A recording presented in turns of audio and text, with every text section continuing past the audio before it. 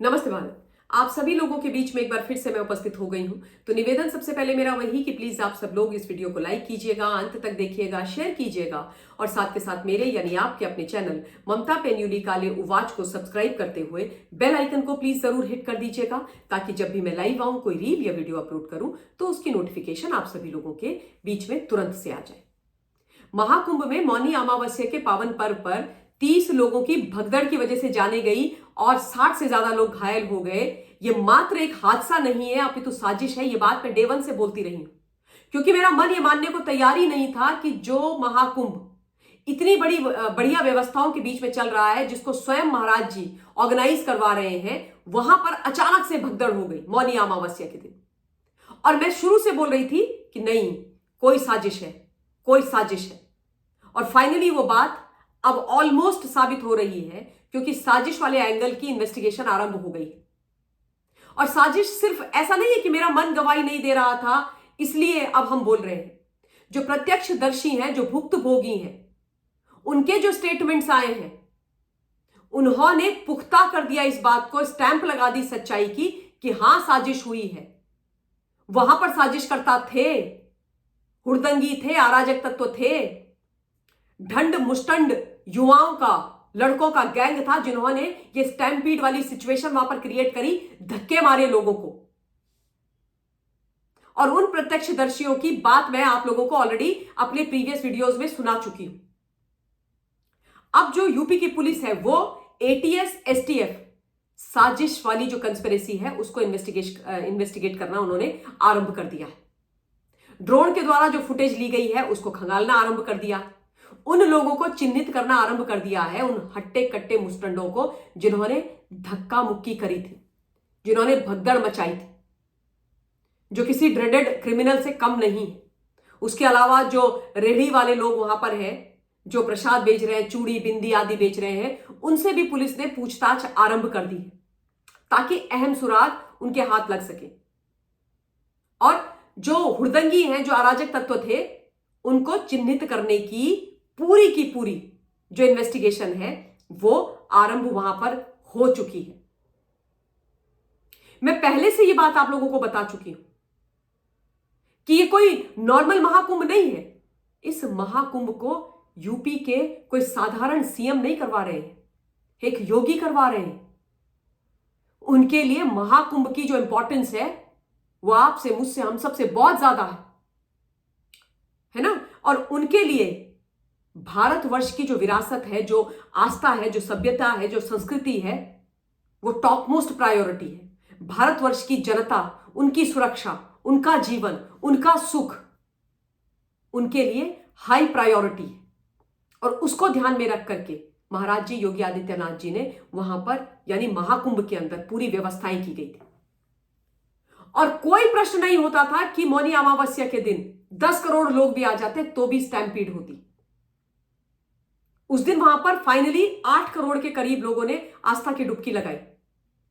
लेकिन सोचने वाली बात यह है कि कौन ये मीर जाफर है जिन्होंने स्टैम्पीड वाली सिचुएशन वहां पर करी, जिन्होंने इतनी बड़ी कंस्पिरेसी महाकुंभ के खिलाफ और हमारे लोगों के खिलाफ रची, जिन्होंने अपनी गंदी घटिया सोच को मूर्त रूप देने के लिए, अपनी गंदी घटिया राजनीति को चलाने के लिए, वल्चर राजनीति को चलाने के लिए 30 निर्दोष लोगों की जान ले ली, उनको अपनी साजिश का शिकार बना दिया। 60 से ज्यादा लोग अभी भी घायल हैं, रिकवर हो रहे हैं। कौन है वो लोग जिन्होंने इतनी निर्ममता, निर्दयी भाव के साथ 30 परिवार उजाड़ दिए? इनका पकड़ा जाना तो बहुत आवश्यक है ना, इनका चिन्हित होना, इनका देश के सामने आना बहुत आवश्यक है। ये इकोसिस्टम के लोग हैं क्या? ये पूरे टूल किट गैंग के लोग हैं जिनको रास नहीं आ रहा था कि महाकुंभ इतने बढ़िया तरीके से कैसे चल रहा है। इनको लग रहा था कि बहुत बढ़िया महाकुंभ निपट जाएगा, और भारत वर्ष की महाकुंभ की विश्व में जो वाहवाही हो रही है वो इनको पच नहीं रही थी।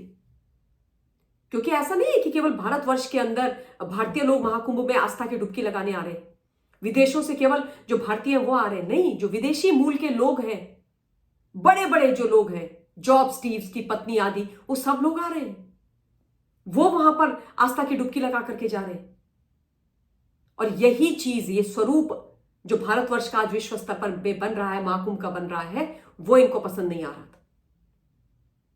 ये वो लोग भी हो सकते हैं ना जिनको ये लग रहा होगा कि 2013 में मौनी अमावस्या के दिन स्टैम्पीड हुई, 40 के करीब लोग मरे, इस बार भी कुछ ऐसा होना चाहिए ताकि हमको राजनीति करने का मौका मिल जाए,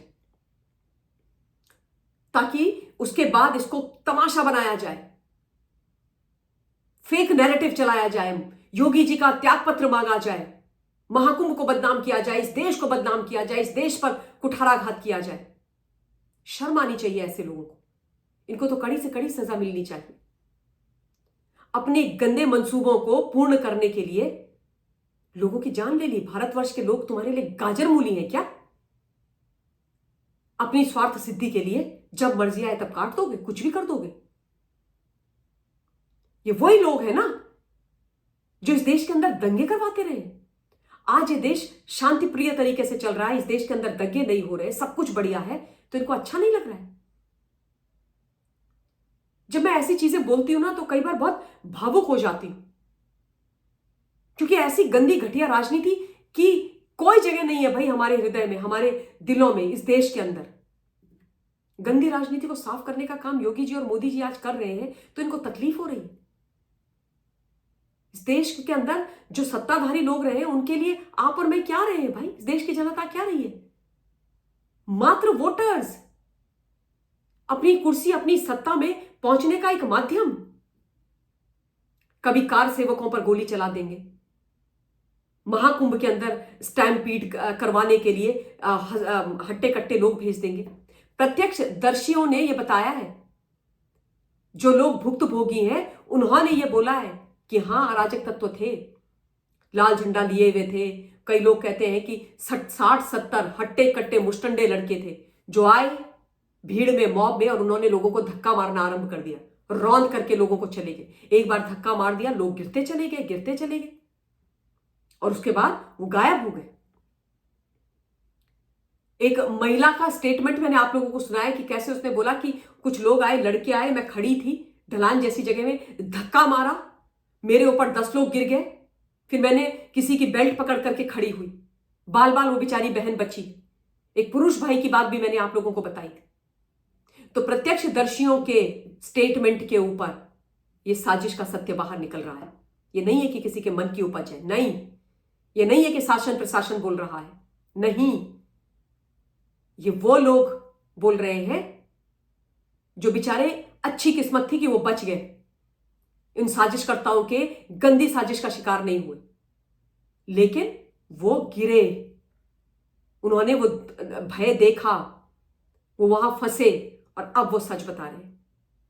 और जो इन्वेस्टिगेशन है, मैं कहती हूं उसको करने के बाद इन लोगों को कड़ी से कड़ी सजा मिलनी चाहिए, बख्शा नहीं जाना चाहिए ऐसे लोगों को। भारी मन के साथ ये विषय आपके बीच में रखा है। इस वीडियो के लिए इतना ही। बहुत बहुत धन्यवाद। जय हिंद।